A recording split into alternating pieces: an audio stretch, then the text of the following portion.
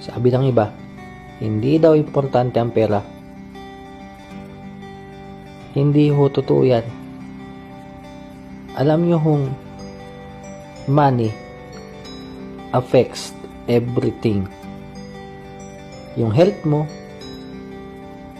yung pangangailangan mo, yung pagkain mo, yung pamilya mo. Sa trabaho, kailangan mong pamasahe. Kung may sasakyan ka, bibili kang gasolina. Magbe-break time ka, kakain ka. So, wag na po tayo magkunwari na hindi mahalaga ang pera.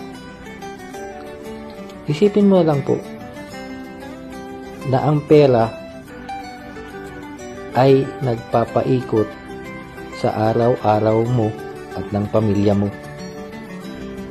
Ka-OFW, ang hilingin mo po sa Diyos ay kung paano kanya tutulungan maabot yung financial status na para sa iyo at deserve ng pamilya mo.